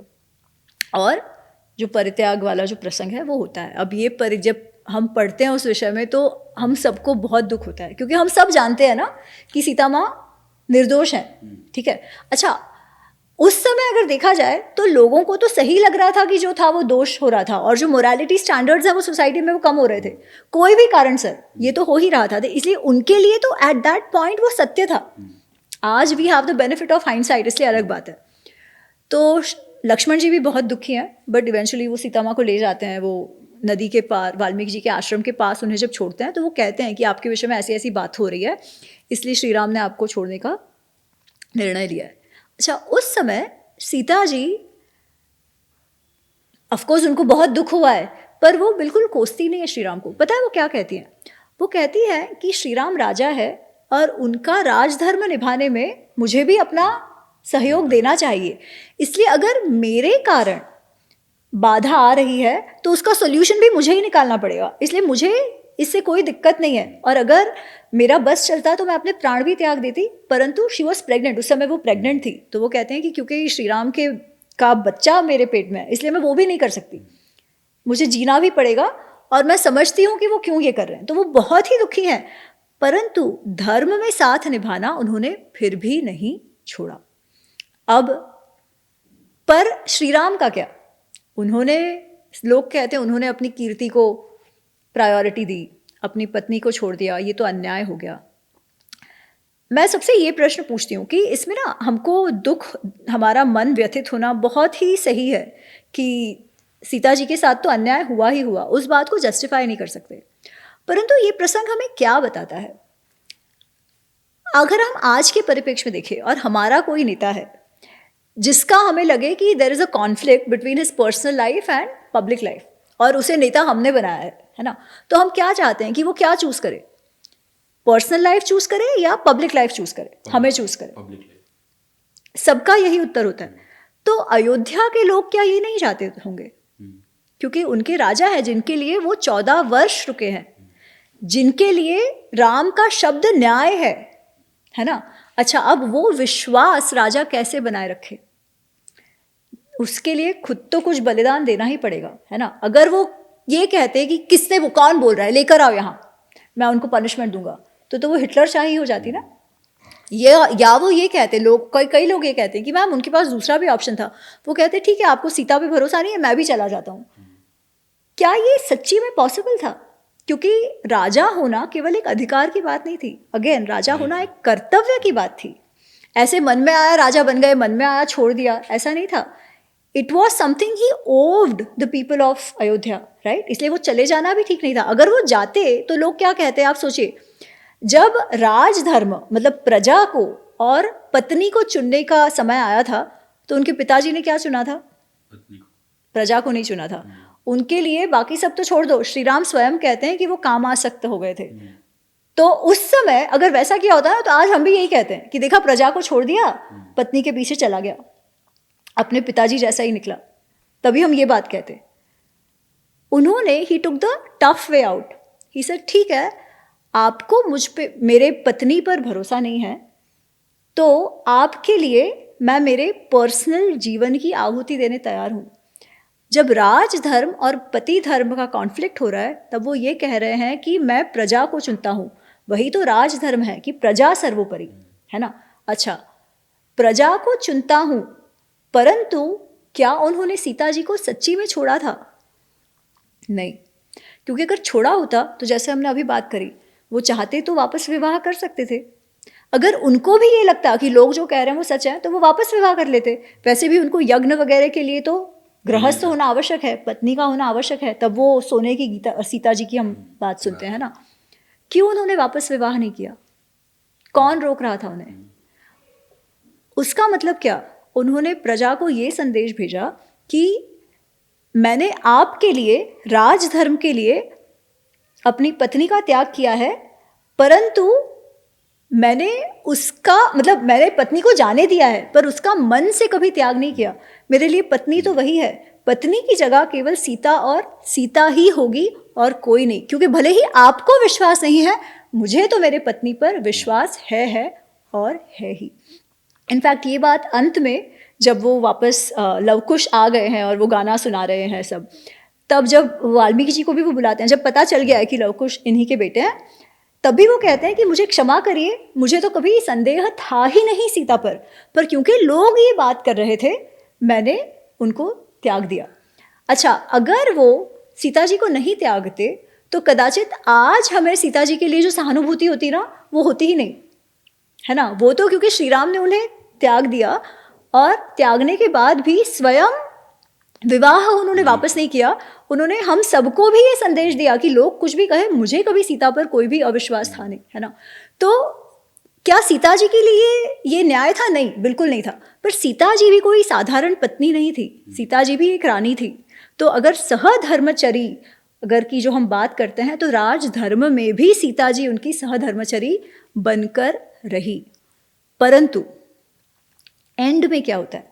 अंत में जब फिर श्री राम कहते हैं कि मुझे तो वैसे ही संदेह नहीं था, एक बार फिर सीता को बोलिए कि सबके सामने बोल दे और फिर मेरे पास आ जाए, तब Sita ji draws a line.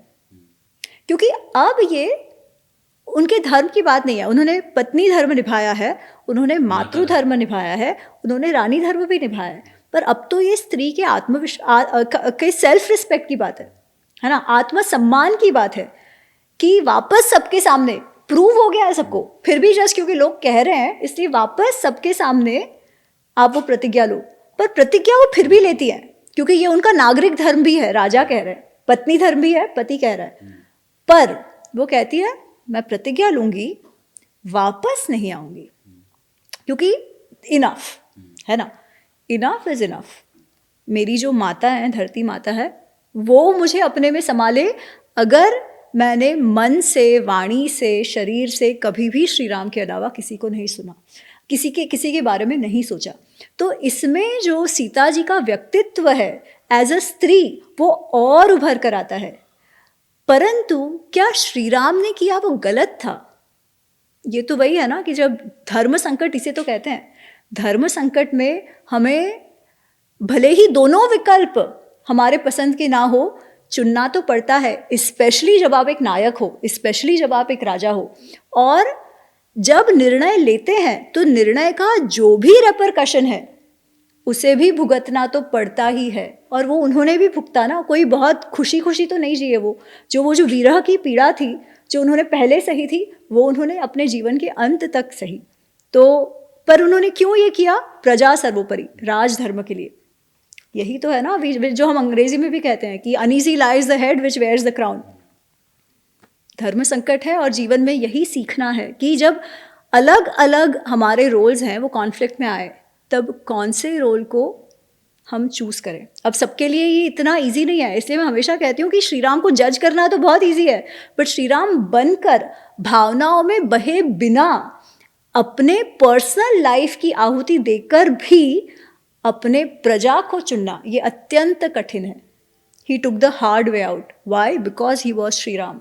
वो अपना धर्म और धर्म की प्रायोरिटी बहुत अच्छे से समझते थे। मैम, हमारा अगला प्रसंग है कि हमने राजा राम और उनके धर्म संकट और प्रेमी राम के बीच में तो द्वंद्व समझ लिया, मगर अगर दर्शकों को समझाने के लिए अगर आप यातों पे जाएं, अगर ऐसा हुआ होता, और अगर ऐसा हुआ हो तो हमें लगता है कि काश ऐसा हो जाता। बॉलीवुड फिल्में देख के हमें लगता है कि काश हीरो ऐसा कर देता।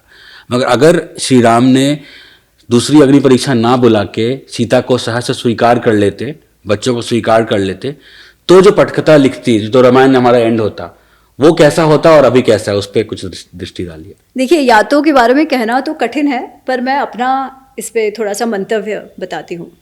तो पहली बात तो वो अग्नि परीक्षा नहीं थी जो दूसरी बार हुआ, तब वो केवल कह रहे हैं कि आप शपथ लो, है ना। अच्छा, अगर वो शपथ ना लेते और केवल उनको एक्सेप्ट कर लेते, तो पहली बात तो सीता जी के लिए कैसी स्थिति होती? वो क्या उनको निकल जाने का अवसर मिलता? नहीं, तो तब उनको कहना पड़ता कि नहीं नहीं मुझे नहीं आना है, क्योंकि ऑल सेड एंड डन, आपने 12 वर्ष उनको बोला कि बाहर रहो, अब आ जाओ मेरे साथ। अरे वही है ना, आत्मसम्मान की बात है। तो एटलीस्ट उन्होंने वापस बुलाकर उनको वो ऑप्शन तो दिया कि भाई आप निर्णय लो, आपको आना है कि नहीं आना है, ठीक है। दूसरी बात ये है कि आज जो हमें सीता जी से सहानुभूति है वो इसीलिए है क्योंकि श्री राम ने हमें ये जताया है कि उनको कभी सीता जी पर कोई भी संदेह नहीं था। अगर ये नहीं होता ना, तो जो अयोध्या वासियों के मन में है, हमारे मन में वही बात होती। मैं वही कह रही हूँ कि आज क्योंकि हम वाल्मीकि जी ने जो सब कुछ हमें बता दिया है वो देख रहे हैं, उस समय अयोध्या के लोगों को ये बेनिफिट नहीं था। उन्होंने तो जो सुना था उतना ही सुना था, है ना। ऑफ कोर्स उन्होंने कुछ पराक्रम की बातें सुनी होंगी, उन्होंने ये भी सुना होगा कि हनुमान जी गए थे अशोक वाटिका में और उन्होंने कहा सीता जी से वापस आने के लिए, पर उन्होंने तो मना कर दिया, है ना। अब केवल आप इतना कहो तो कोई ये भी कह सकता है कदाचित उनको वही रहना हो, ये तो फिर रावण को हरा दिया तो उनके पास ऑप्शन नहीं था इसलिए वापस आ गई। जैसे हम श्री राम के बारे में कहते हैं ना कि देखा कैसे उन्होंने अपने पत्नी के साथ इतना अत्याचार किया, वो बात इनके लिए कह सकते थे कि देखो उनको तो आना ही नहीं था, ये तो फिर ऑप्शन नहीं रहा इसलिए आ गई। ये भी सोचने वाले सोच सकते हैं। सिर्फ उतना सा प्रसंग आप देखो तो, है ना, कि क्यों नहीं आ गई। कौन बोलेगा कि हाँ कोई नहीं मैं तो यहीं रहूंगी और महीना, अगर इतना परेशानी थी तो कोई भी आ जाएगा ना। तो लोग ये भी बात कह सकते हैं कि अरे, और उनको हमेशा से ये लग सकता जो अपवाद फैला हुआ था कि उनके चरित्र पे कुछ दोष है, वो कभी साफ ही नहीं होता। ये तो क्योंकि आज हम जानते हैं कि कितना जो त्याग दोनों ने किया, कितनी पीड़ा दोनों ने सही, तब जाके हमको विश्वास हो रहा है कि नहीं नहीं सीता जी जो थी उनका चरित्र एकदम शुद्ध था। इसलिए वैसे देखा जाए तो श्री राम ने जो किया उसके बाद आज वो हमारे आंखों में दोषी हो गए हैं, पर सीता जी नहीं है। वही बात है कि इतिहास मेरे पत्नी को गलत ना सोचे, है ना, भले ही उसके लिए मुझे कितना ही दुख सहन करना पड़े। तो ये कहीं ना कहीं श्री राम का बड़प्पन भी है। पता नहीं उन्होंने ऐसा सोच के किया या क्या, ये मैं नहीं जानती, परंतु उसका असर तो ऐसा ही हुआ है। अगर वो कहते कि नहीं नहीं लोगों को कुछ भी करने दो, मैं तो सीता के साथ जा रहा हूँ, तो ये बात नहीं होती। तो जो मानते हैं कि भाई नहीं सीता जी में दोष है, वो वही मानते और समझते हैं कि हाँ हाँ देखे दशरथ जी में जो काम आ सकती थी वही पुत्र में भी आ गई है, तब बोलने वाले यही बोलते। मुझे पता है आप सभी के मन में बहुत सारे प्रश्न उठ रहे होंगे प्रभु श्री राम के बारे में। आप सभी उन क्वेश्चंस को हमारे कमेंट बॉक्स में डाल सकते हैं और ये चर्चा जारी रहेगी अमी मैम के साथ। For the next episode stay tune at GRC stories. Subscribe the channel now.